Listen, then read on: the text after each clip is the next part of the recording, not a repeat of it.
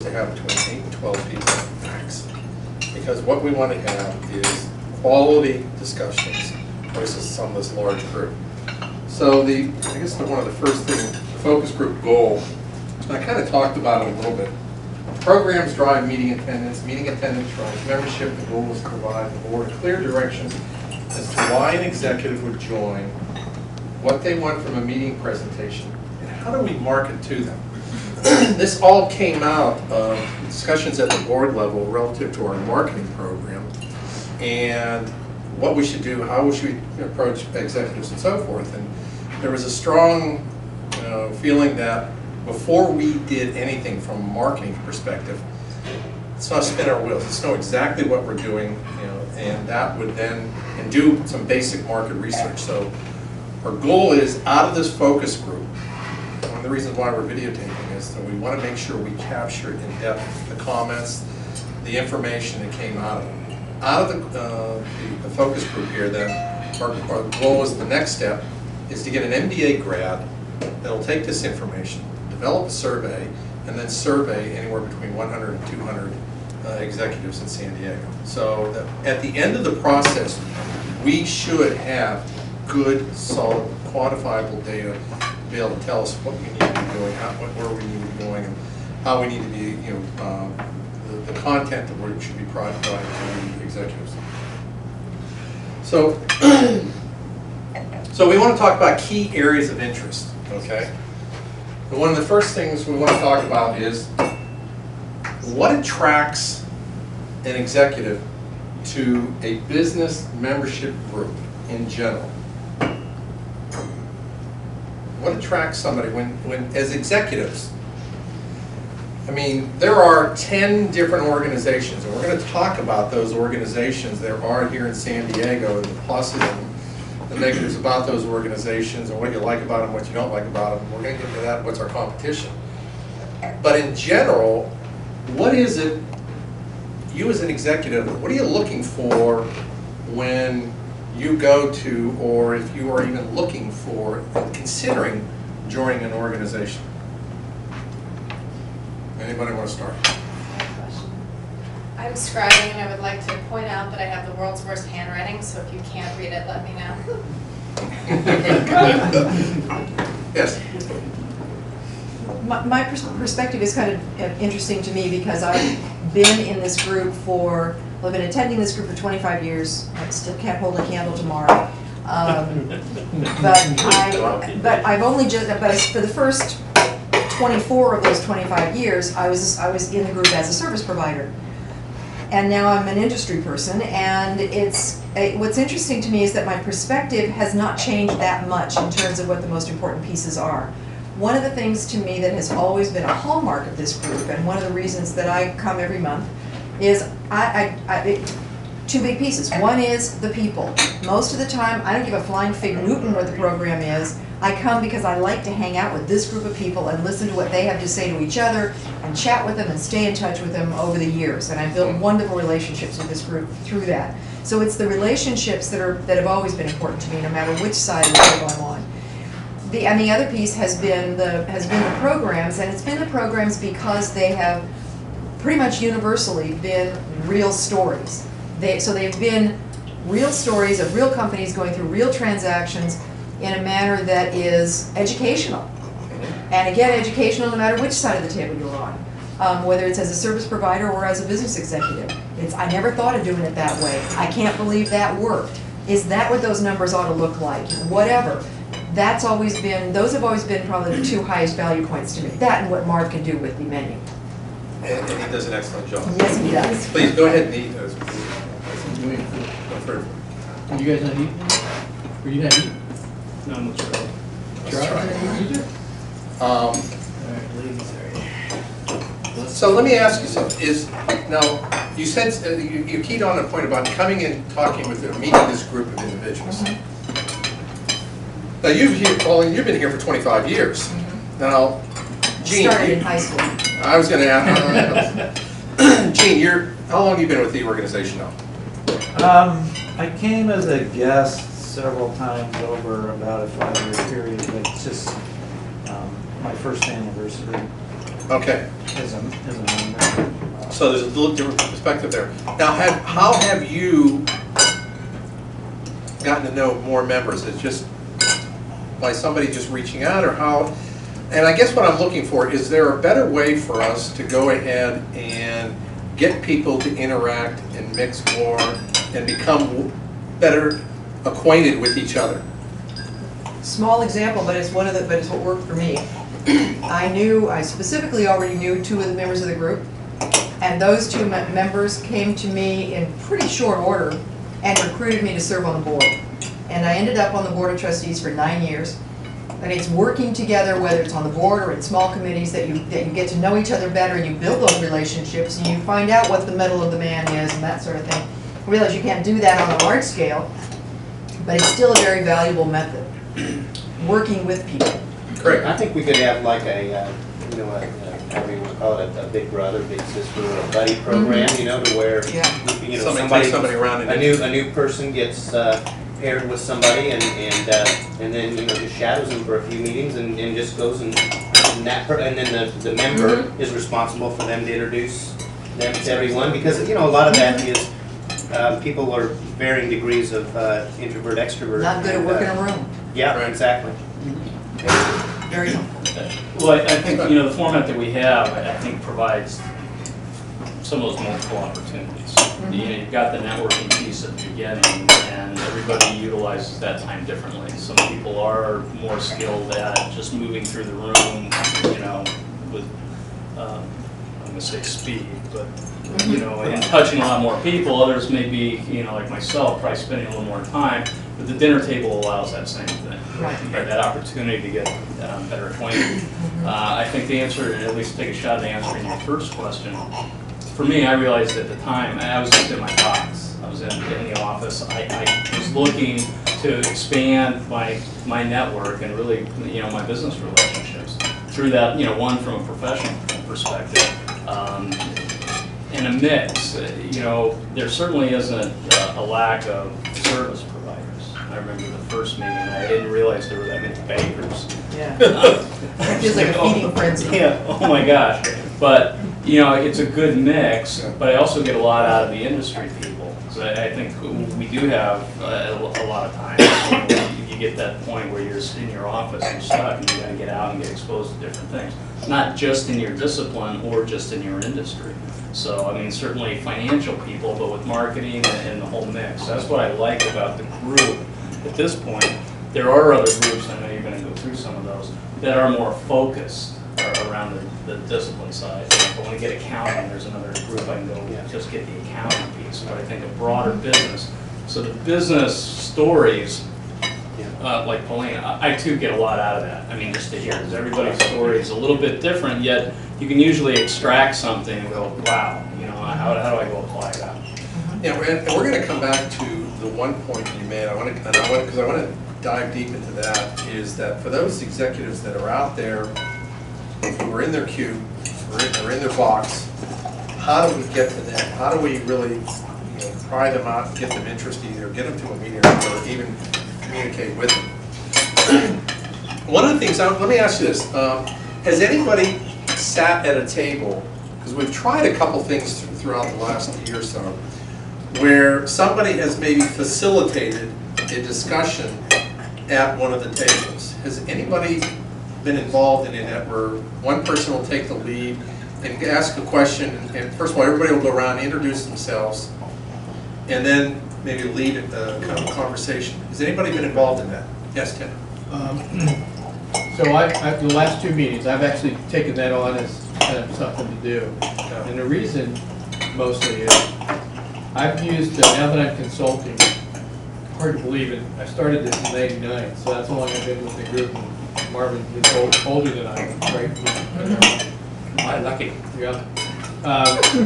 And now that I'm consulting and doing my own thing, I'm actually inviting people, because of the topic and the quality of people that are in this group. I actually use that as a way to get people involved where I'm not, it's a casual sell, it's a casual relationship, and it just builds that relationship for me personally as I'm building my consulting practice. And I actually, Armin Mill, he was here last month, Randy Ricks, and these guys are quality people. Randy's with Procopio, Director of County. I called them both and said, where were you last Thursday? So just on my own, kind of acting as the membership director, but the reason I bring them is because I know Scott Campbell's and the Craig Spitz of the world, and these guys, I mean, they're professional people that are willing to step out and talk to whoever it is I bring.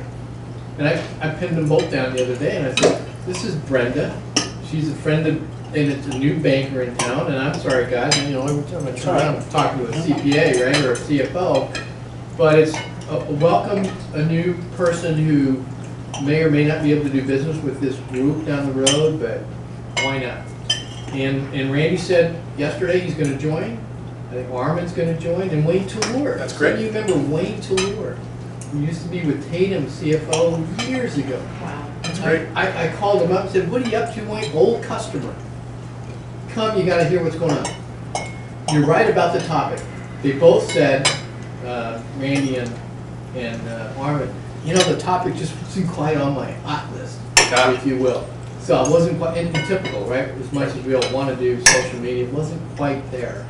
But the other one was great. And I try to find that program content and match it up with people I know or executives that I just love to do business with or go play golf with or whatever. So all of that, it's not just one thing.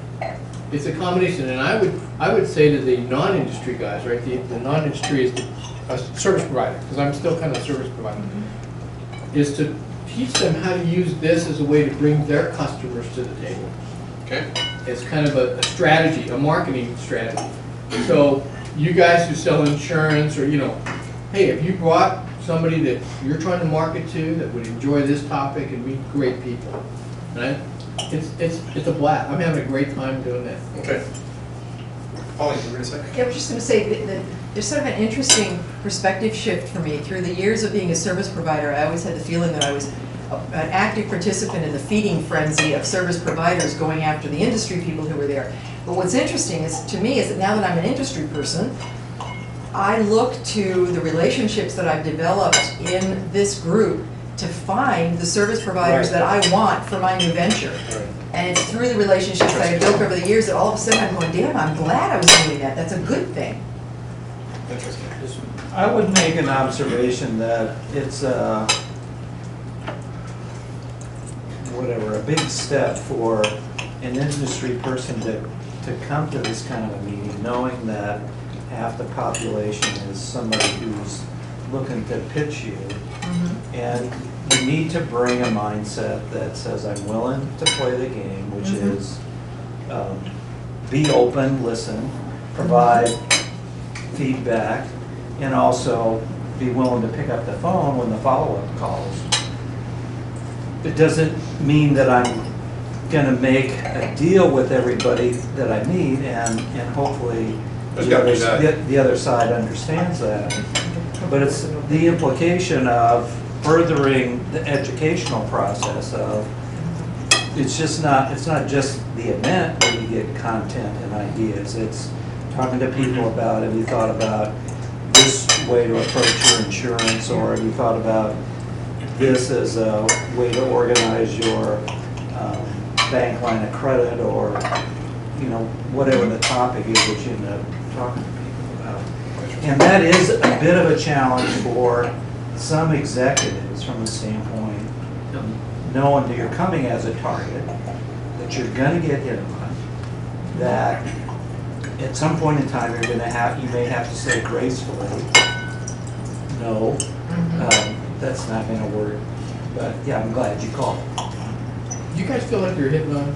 Well, two things on that. I think when we were back doing the SWOT and all of that, one of the things about this organization is we make a concerted effort to not have the service providers hit on people. And so I think it's you know, that's clearly not that way in some of the other organizations I've been in. So I think that's a positive thing that we do that we really need to keep aware of and keep going forward with. You know, and the other aspect is I mean, I was on the board of ACG, and I've been courted forever by FEI, and just haven't joined. But the one thing that I think we have, that I like, that finally when I was gonna be, I'm not gonna be part of 5 organizations, I need to have a life. And, and when I said I was gonna get down to 1, and then go all in, and pick this one over the other ones, was really the size. I mean, the other, you know, you get ACG and FEI and those guys, those organizations are so big that you don't feel like you ever really get to know anybody. And the thing that I like about this one is it is, you know, a smaller organization, and you know, you hate to say the club thing, but you end up, you know, San Diego is a 2-degree town, not a 6-degree, and so I feel like any referrals or whatever I would want is going to come, you know, from, you know, we can, somebody in this room knows Yeah. so many people that we're going to get that and not have to be part of a huge organization, but then it makes it more fun. I mean, you just get to, you've got a smaller group that you get to know better, and then we do some fun stuff. Is there anything in particular that, as executives, you look for prior to joining an organization? Yeah, I mean, I think that would be easier to look at in terms of, you know, competitive analysis, which I know you said we're going to get to, but I mean, really, you look at all the organizations that are out there, and Craig named a few, but you kind of break it down by, hey, do I have time in the morning, or do I have time after work? And then you look at the ones that are in You can ask that question too. Right, and so you look at your time slot, and then you say, okay, so here are the ones that are in the evening, and it's FEI, and it's Enterprise Forum, and it's BEC, and, you know, a handful of other ones, and you kind of check off, okay, you know, Enterprise Forum is massive, you know, FEI is more public company oriented, so, you know, you kind of narrow down, you know, what's your focus, and then you get to, hey, you know, BEC, you know, it's dinner oriented, which creates a different kind of environment than if it's just networking and a speaker. So it has that going for it. I would also say, you know, I agree with Craig's point of, you know, we've done a fairly good job of taming the service providers where, you know, it's not a feeding frenzy when, you know, a new industry person comes in. So, you know, it's almost like process of elimination. I mean, that's kind of how I approached it. It was very strategic of, you know, who is each organization and what does each one provide, and you know, what am I looking for? And so it was really, again, process of elimination. And I think it helps when we then, when we went through the whole BEC name change thing, we went through and said, okay, who do we want to be? And so when we decided that we wanted to, basically we were going to try to be mid-market privately held businesses were going to be our main focus. That gave us some differentiation from FEI and, you know, venture group. You know, you're looking for the VC money, and so really what you know, focusing on are the business aspects, you know, and not just financial, but so I think that was also good when we did that. But you get the business aspects of running a medium-sized privately held company, and if, you know, to try to get our programs around that and the stories around that it gives us some identity. And I think, you know, you have to have that. Yeah, Craig, and I think, Larry, that's the answer to, well, at least from my perspective, and others have said the same thing, to initially attract you to a group. I think we have to rely on the programs and the speakers to provide that initial interest. At least that was the way it was with me in thinking about Craig's point. Because you said the same thing, Scott. You get in this box. And that was the hardest thing to get people out of if you're trying to convince them to come to me. You know, well, you know, I hear that. We hear that a lot. I'm working, and you say, well, yeah, well, you know, that, So is everybody else. yeah, well, you don't have to work at 6:30, and you can have dinner and talk to people who might tell you something that you don't already know. And that's the problem with working in your box, is you don't necessarily hear these things that other people have experienced and can share with a group like this. So that's a real strong component of the BEC to attract people initially. I think after a while, the the things start getting into what Pauline's talking about It's like and this- your relationships. it's Yeah, the you relationship. come Hanging out you with can this guy. say, well, I'm pretty good at social media. I'm betraying myself for the last meeting. That I don't need to because I know.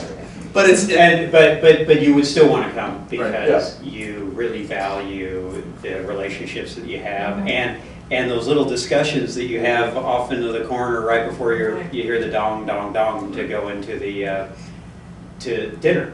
And so I think it's complex in each stage in getting Right. people back Right. and getting people retained. But getting them in initially and It's the interested, program. I think, has to be the programs. yeah. But it's interesting, and I like that, how you positioned that, is you're in your box. And that, how do you get somebody out of that box? And so, Well, I think that's a great question, because there are some folk, I think, who, their perception is they've reached that point where they have their box that they're in, and so why look outside? And I think there's that part of it that needs to overcome, is just a motivation not to why join this one, but why do anything. Well, and that's actually the point that the box took my brain to. There are two different mindsets that I've encountered over the years, and I don't know how you educate the one group to understand the other group, because the other group is right on, and that is, unless you're the CEO and you're independently wealthy, your box might not always be there. And when your box isn't there anymore, Yeah. where do you go? Who do you call? Which was the point of last week's speaker. Is that what they want? Yeah, and so, okay, so I'm an old-fashioned girl, and yes, I'm on LinkedIn, but I still have a Rolodex. Yes. I did put it into the electronic thing, and I figured out pretty much how to use that. But the fact of the matter is, I can't tell you how many times I've had conversations with people who suddenly find themselves, whether their company got acquired, or they got downsized out, or something happened, and they just ended up, oh my God, I'm a C-level person, and I'm gotta out of find a work, job. and I don't know what to do. And you don't pull out the want ads. That isn't where those jobs are.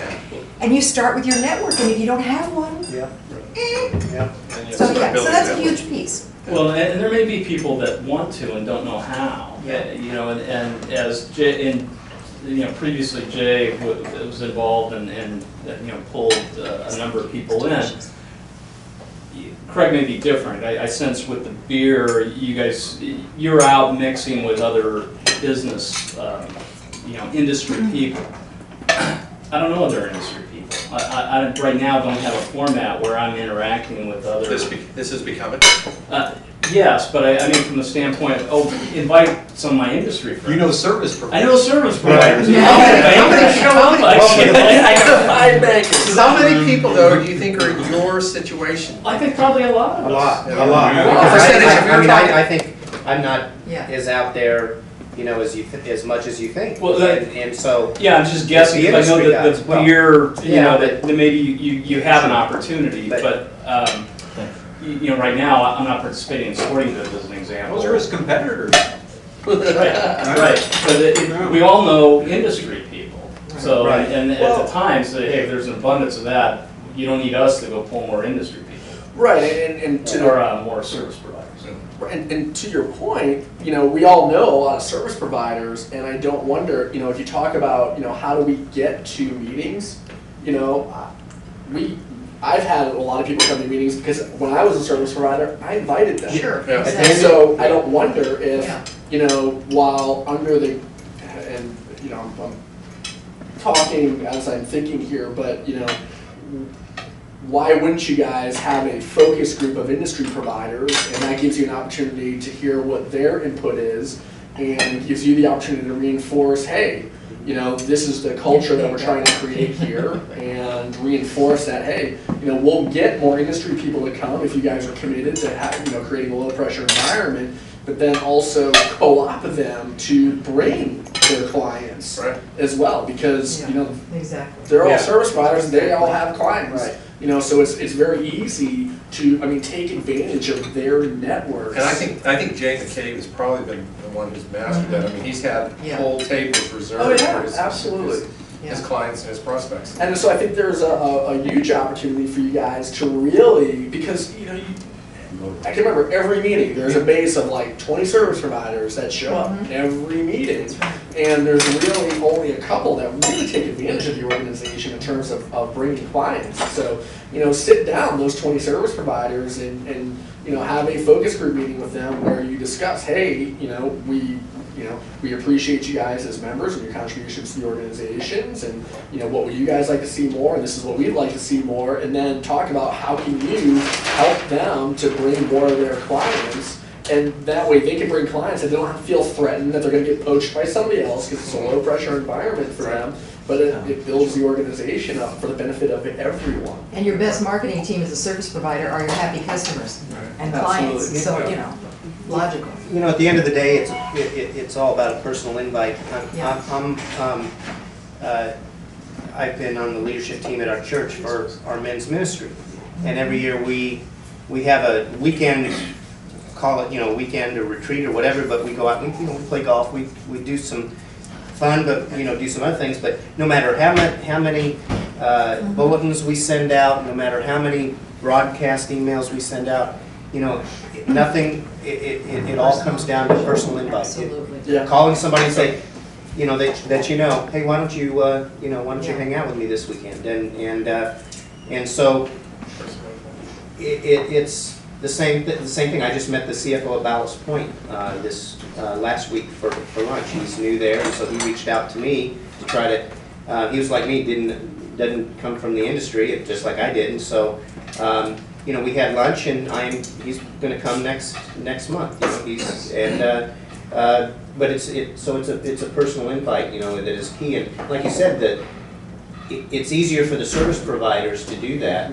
But then when they do that, we need to do a better job of the industry people that are in there than going out and extending that hand and you know, trying to make them feel comfortable so that they come back. You know, they come back again. We've done a little one of time. that. I know Jay was trying to set some of that up if we know they're there. I think you and I a couple times as well. Jay was trying to do that, and we just. But another comment, Ted mentioned that he speaks to some of the executives and they say, you know, this subject isn't my hot button. Can you find out what is their hot button? For the executives that I bring? Yeah. The ones that Well, when turn you down. someone turns you down and say, you know, I'm not really interested in this, can you find out what are you interested in? They never turn me down first of all. All right. We're talking to Ted here.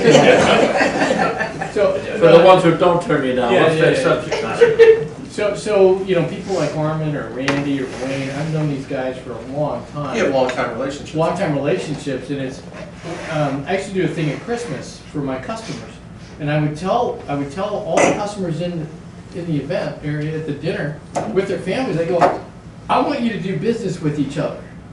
And this is industry people. And I'm saying, you know, find a way to do business with Roadrunner. And, you know, maybe he can serve beer at the end of their run.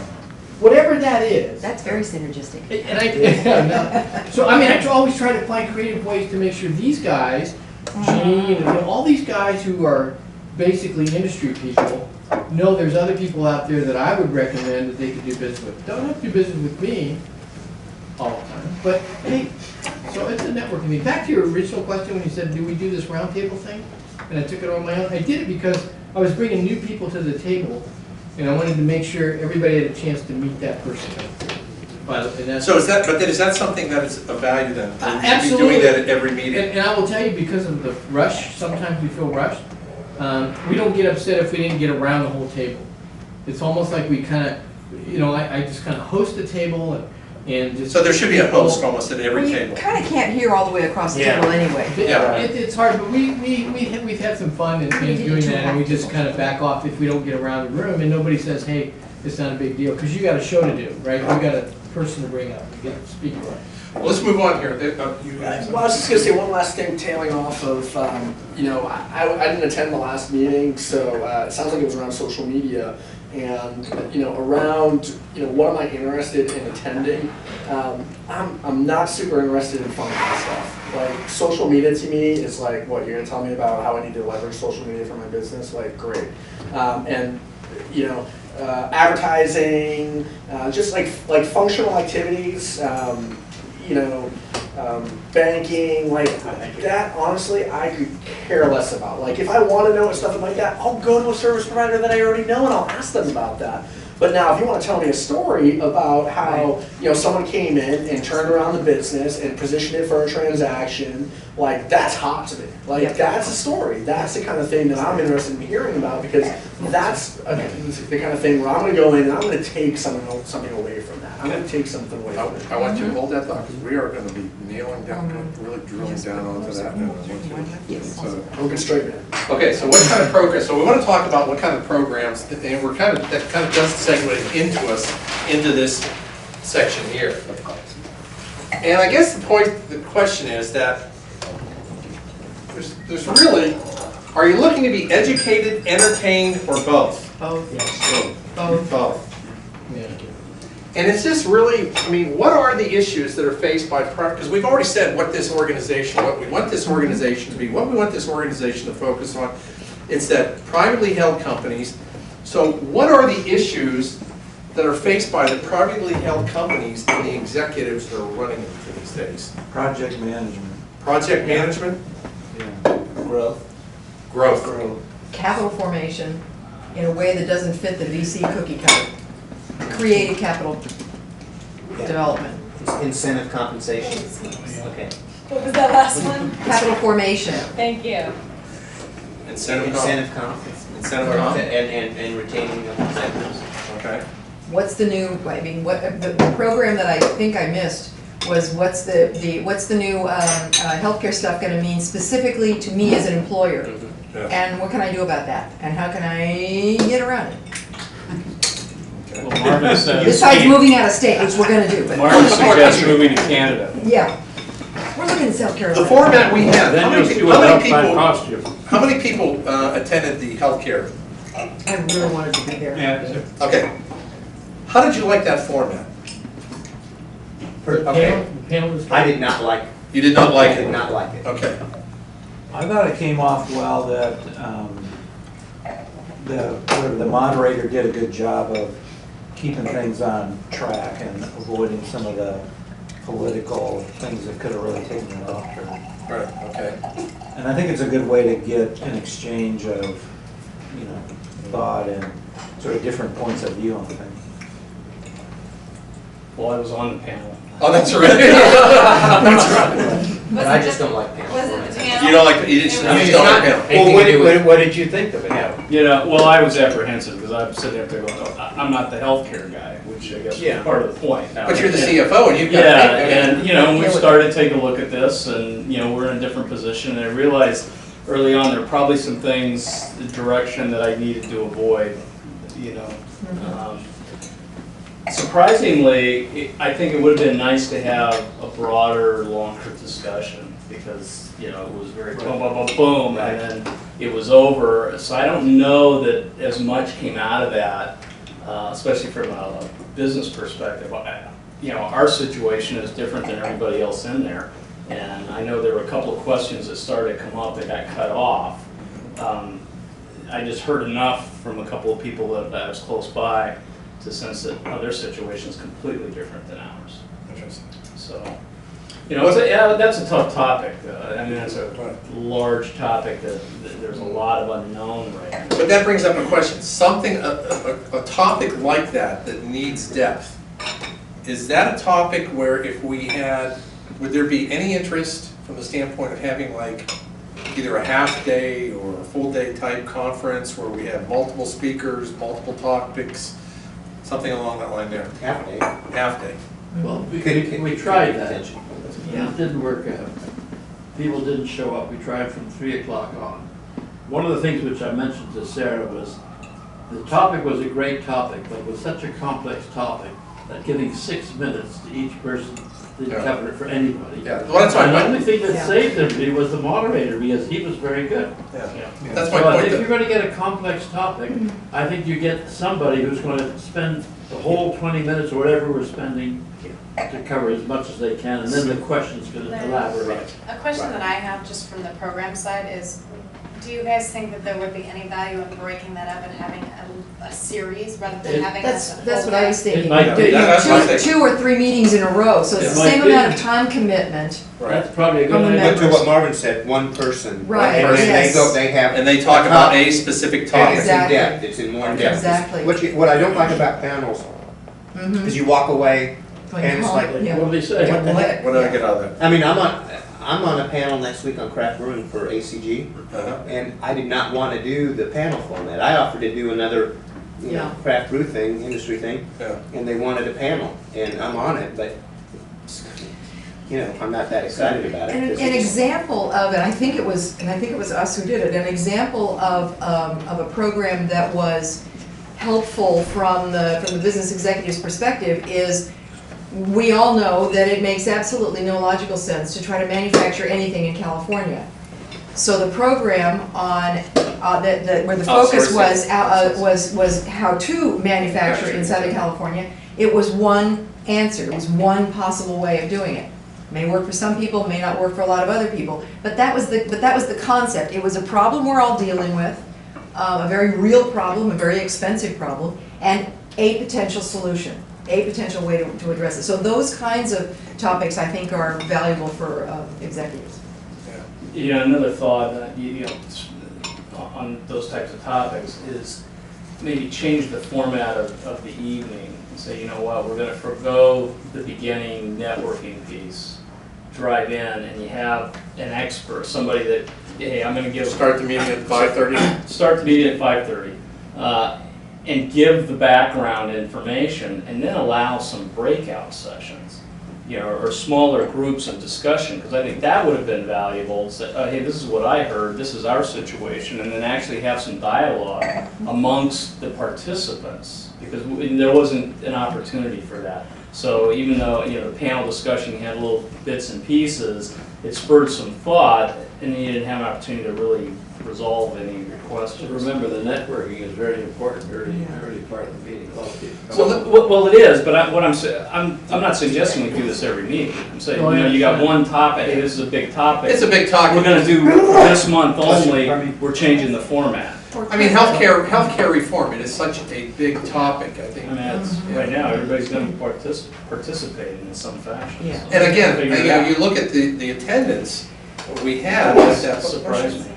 That attendance we had at the meeting, for that meeting, I think it demonstrated it is a hot topic that people are looking to get information And as on. Craig pointed out, other than the free beer, that was the most attended. Yeah, Yeah, and so it did have some value in that way, and even though it didn't resolve anything, because they themselves were kind of hamstrung anyway. They couldn't, by virtue of the fact that none of these rules have even been written yet, right.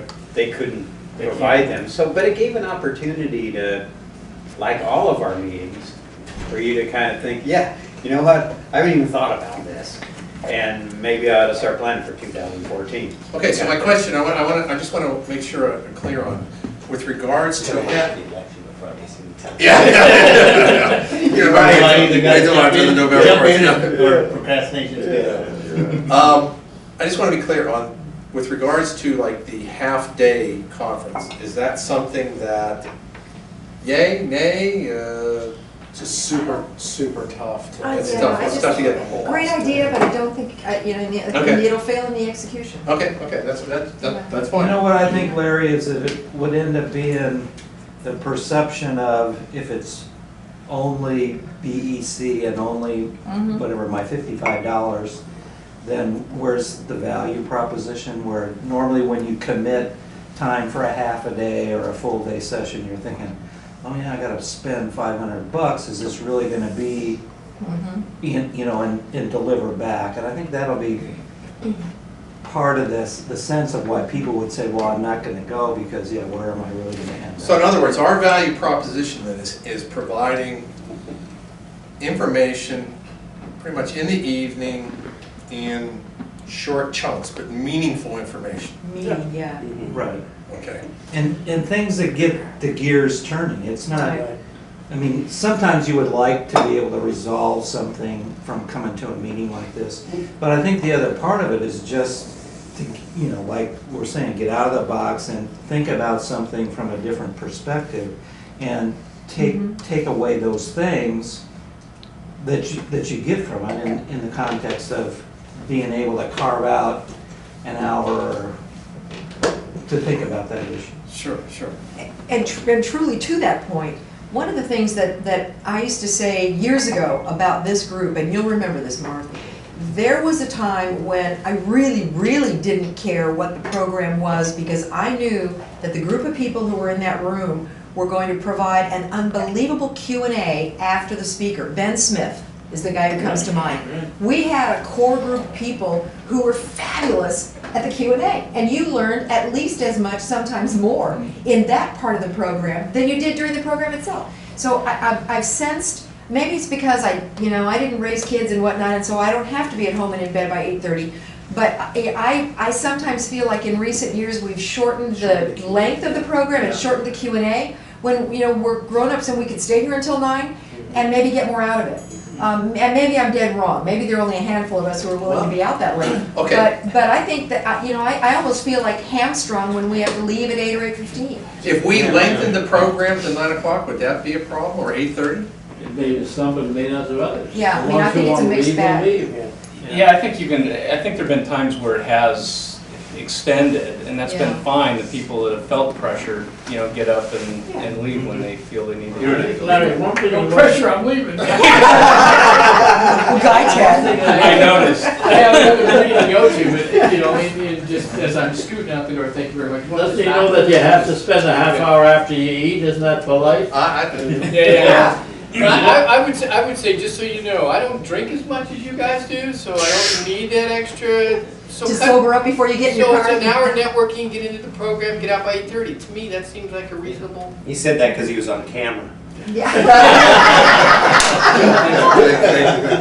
Okay. So if the program went to 8:30 at night, One of the things that came, that hasn't been discussed, Not a problem. that I was just discussing with Colleen before this thing started, was regulation.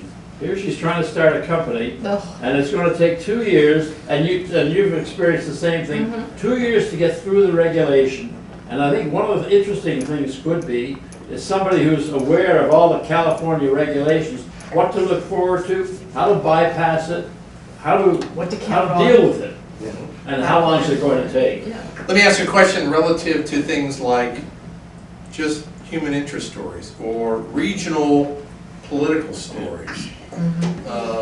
The new ballpark or something going on. Yeah, I mean, I think it Are those- really centers around the story itself. I mean, I think back to, we've had some great speakers, San Diego Foundation, for instance, where it was the former CEO of Cox Communications came in and spoke on behalf of that organization.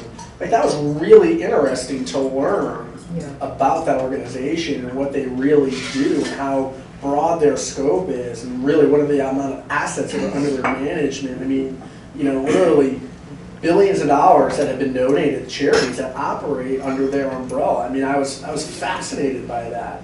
And so, yeah, I mean, I think there's definitely, it doesn't necessarily have to be a business focus. I know another one that I thought that was really good was, man, we had that Padres event where it was the chief operating officer of the Padres talking to like a room of 30 of us. I mean, just, talking to us in a way that he would talk to a peer and, with no press present and like the honesty that he had about like the things that they think about and how they manage their organization. I mean, those were, two, just in the last couple of years, really powerful examples where it wasn't necessarily a business-centric story, but, there's management involved with that, and there's marketing and publicity and, public relations, and so I don't necessarily think it always has to be, hey, we built a company, we grew it, we sold it, this is how it went. So I think there are other options that are good stories that translate. How about something, I don't throw one out here that we kick around, something that goes along the line of where, somebody from SEAL Team 6 that could come in and talk about some of the experience of that whole process and some of the missions and some of the counterterrorism issues that are going on out there that you just normally just wouldn't hear. I mean, is that something that... I was at an event that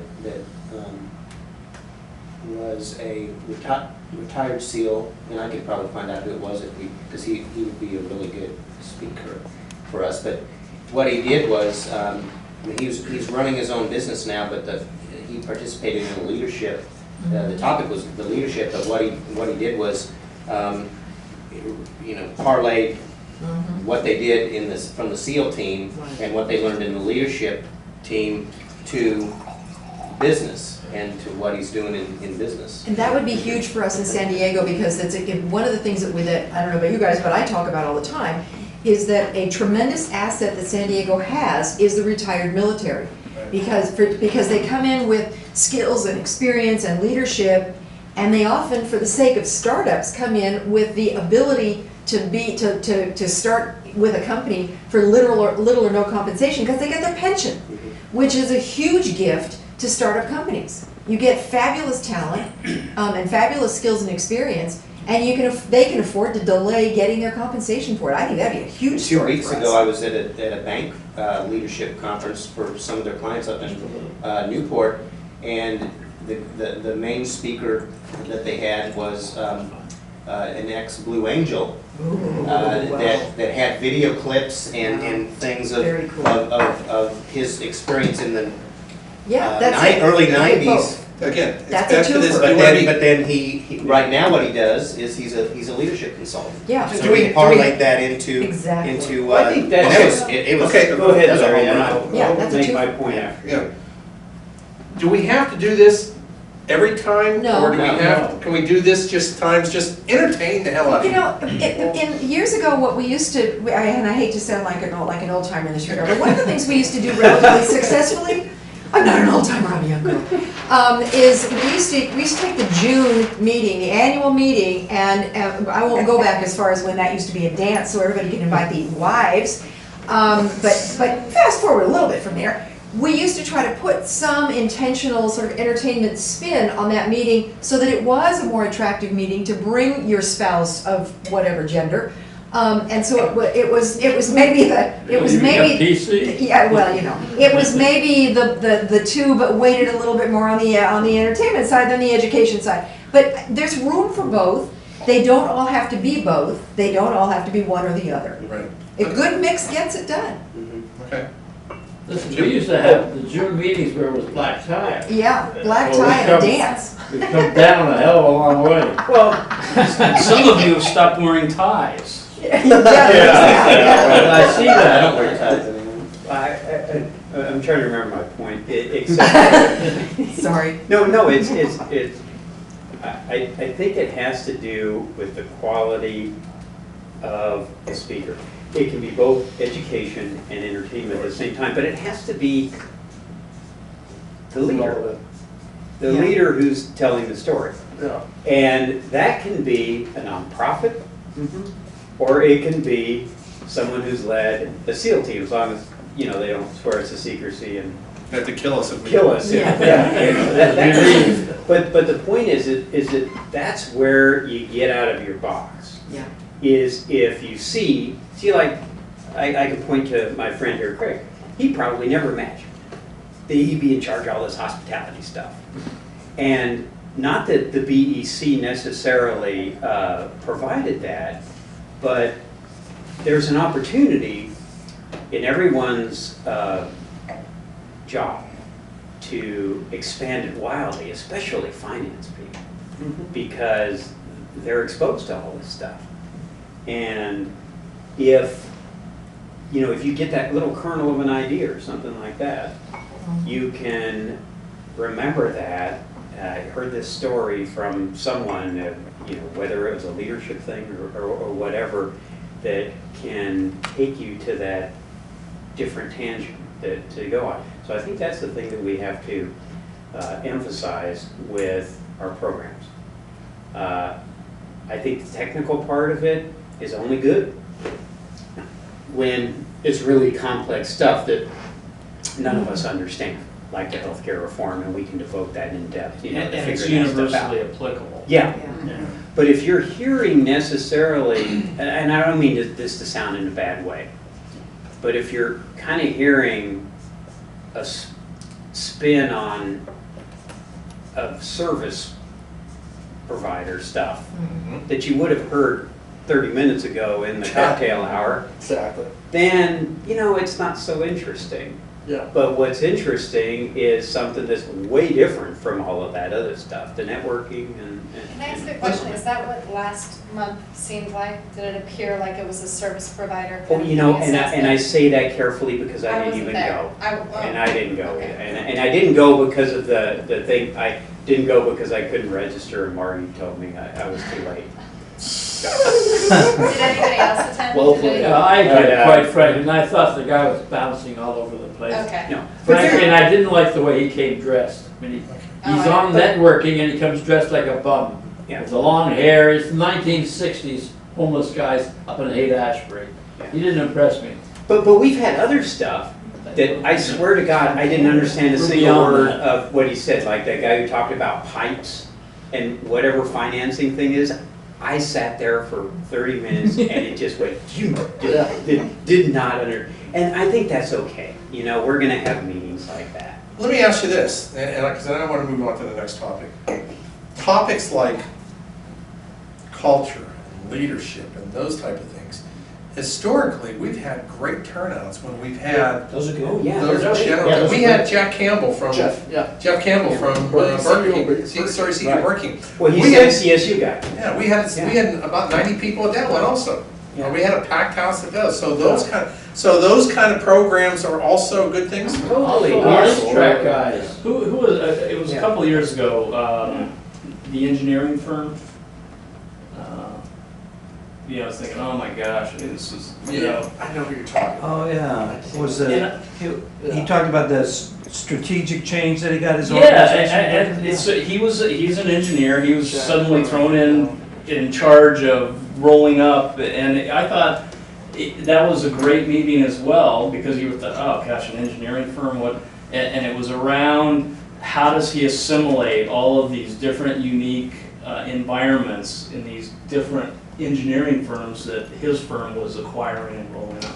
So we get, You never know what you're gonna get, and we've had a great variety of So- different topics. so if I can take the takeaway from this thing is having those company stories, those real life stories, is that kind of the priority where you learn something out of either somebody had some challenge that somebody had, how they accomplished it, how they got through it, how they grew it, how they financed it, and then, Yeah, because for example, like I was saying, and maybe this is just because this is topical for me, because it's in my head, but you get a fast-growing company that wants to trying to retain top executives, and they go through the story of what was their thought process on getting some incentive comp, was it, Right. whether phantom stock plans, different, whatever, but what was their thought process, then they did it. Now, that might not be your answer, but Right. it might spur you Get your enough brain- on to get your then, brain tree. maybe then I'm gonna call Yeah. somebody, at Yeah. does any of Whatever, but- this resonate? I think wellness strategies Yeah. is obviously with the healthcare costs. Honestly, so again, Retain I people. look at, I know that's what you were saying. Yeah. that this is- so I look at this, and if like someone were to come and speak specifically on this topic, I'm probably not that interested in going. Okay. But But it's a if- story no, that's wrapped no, around it's a story. it. But if a company, Exactly. but if a company who developed it and they were able to. Yeah, they Yes. went through this and Through they it. said, hey, how do we go through solving this problem? And this is the 3 different, employee benefit plans that we looked at, and this is Yeah. how we solved this problem. And this is how Employees- we came up to our answer. Yeah. Yeah. Now, Or this that's is, or maybe sold. one of the San Diego's healthiest companies and stuff like that, and this is how we put our program together, and this is Yeah. what the problems we confronted with, this is how we solved them. Yeah. Yeah, Okay. I'd say all those are relevant, but it's But it's the. gotta It's be- the story, it's the story. It's the on case that study, part. it's the a case, it's the case study Exactly. of achieving that. Exactly. Case Right. studies are always popular. I would be interested to know whether or not, one of the things that's a hot button for me right now is the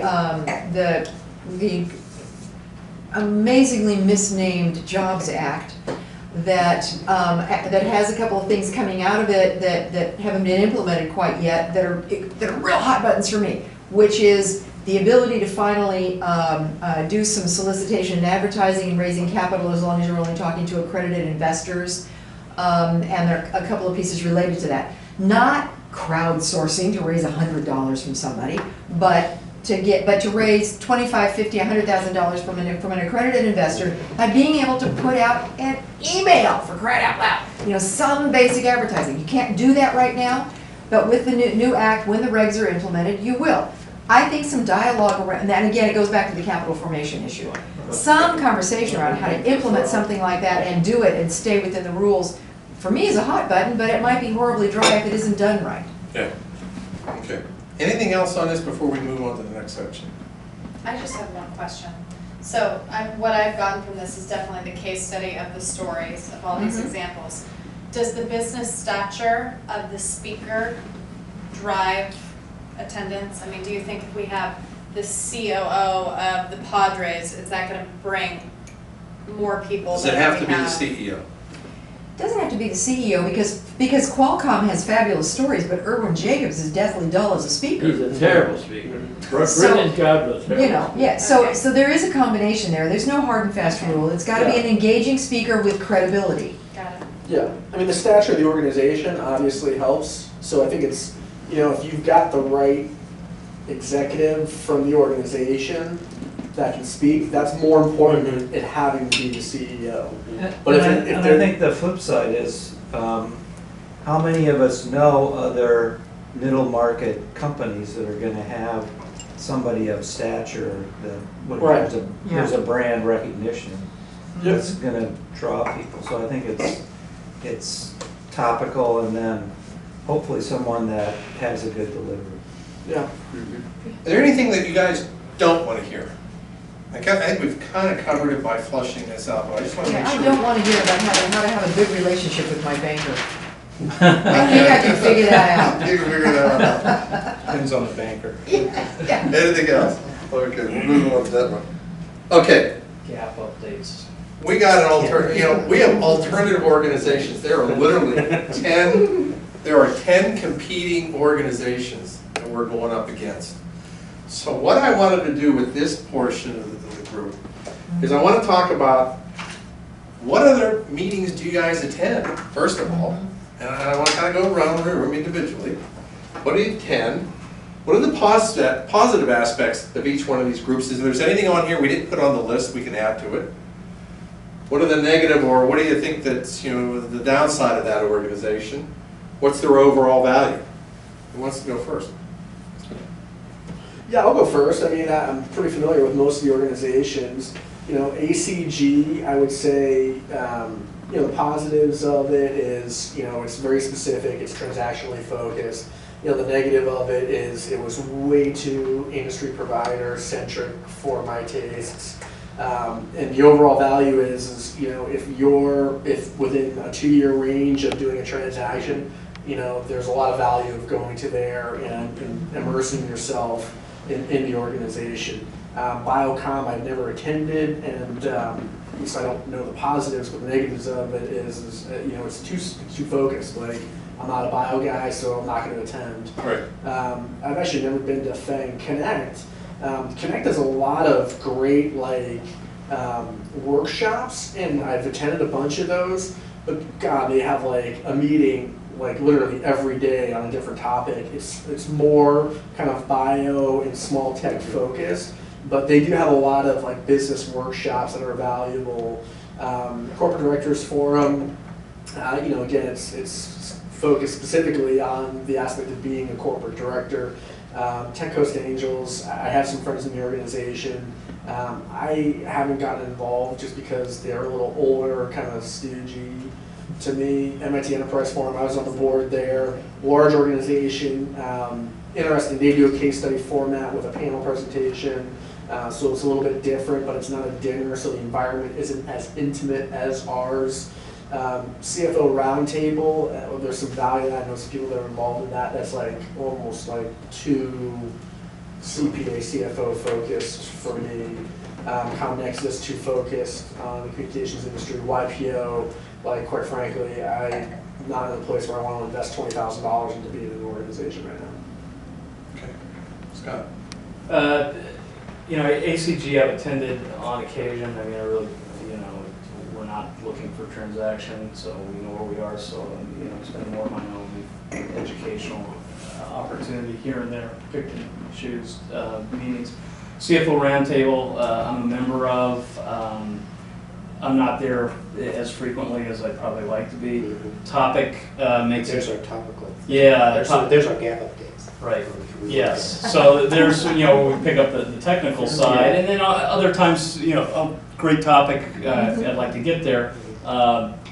It's fairly convenient, it's a Wednesday afternoon, once a month, right around the corner here, so for me, for Craig, it's a different deal, he's coming from Escondido to get down here. So I think some of these, that's part of it. For me, afternoon, evening is better than trying, for breakfast. I can make a breakfast, but it, just seems time constrained. So those are really the two that I've attended with any regularity. Charlie? Yeah, I'm involved with two groups other than this one. And my main purpose, since I don't have a wide network here because I haven't been out where I needed to have one, my objective is to create relationships and get to know people that I can be helpful to and can be helpful to me, because I figure eventually business will come. So the two groups I get involved with other than this one is STAR, which you all know. I happen to like their format because you really get to know people there, and people in that group are pretty ready, willing, and able to have after meeting one-on-one meetings, which is where you really create relationships. And the other one is a much smaller group of about 30 men and women. It's called TBAC, Trusted Business Advisors Carlsbad. So this is a group that is all various service providers who just work together to support each other and provide each other with a network and resources. And the thing I like about those kind of groups is you get to know people individually, very, very personally. And I've had good results when I've called on people who needed help, and they've called on me, and it's resulted in business, and it feels good. Okay. Go ahead. ACG, I've had, all of the times that I've gone, for a long time it conflicted with a Vistage group that I was in. So I never joined it, but all the times that I've gone to ACG, the most positive aspect to me was good content, good education. But it, like several of the others on the list, was like, old home week, you ran into everybody you already knew.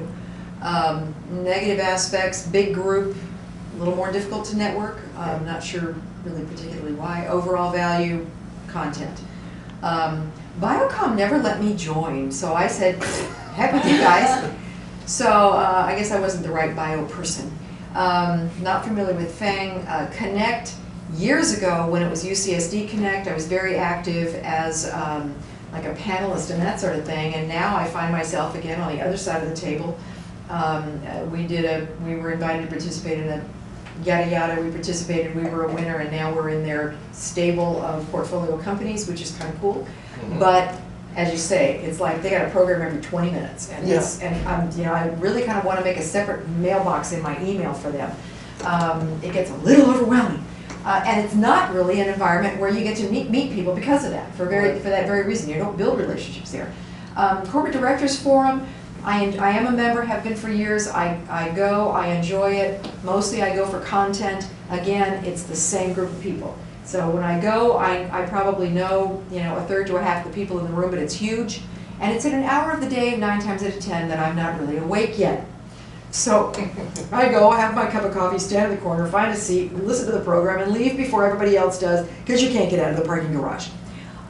Tech Coast Angels, mixed bag on that one, and really, your focus really is you're talking about retired senior executives who are supposed to be investing in companies, and they're not real anxious to invest. Has been my experience, but that's okay. MIT Enterprise is exactly as it has been described tonight. No real opportunity for the intimate relationship building. Good stories. Really enjoy the program part of it, and the other three I've had no experience with at all. Okay. Gene. For a while I attended FANG, was invited in, so it was people that I already knew, but it is a morning meeting that doesn't really fit my schedule, and so it's been a long time since I've gone. They used to do on maybe a quarterly or semi-annual basis, a meeting in the evenings. Those were really good from the standpoint of the networking and the content and being able to do the Q&A afterwards. CFO Roundtable, I attend as often as I can. I think it's a great group for the value you get from the programs, and then have an opportunity to talk to people in a like situation as far as things that you want to talk about when you get there. I used to attend MIT Enterprise Forum, and the reason I picked BEC over MIT Enterprise Forum, because I find whatever content and educational part of it very similar, and the timeframes are similar, is that my circumstance right now is I tend to travel more in the middle of the month than the beginning of the month, and so I'm more likely to miss an MIT meeting than I am a BEC. Okay.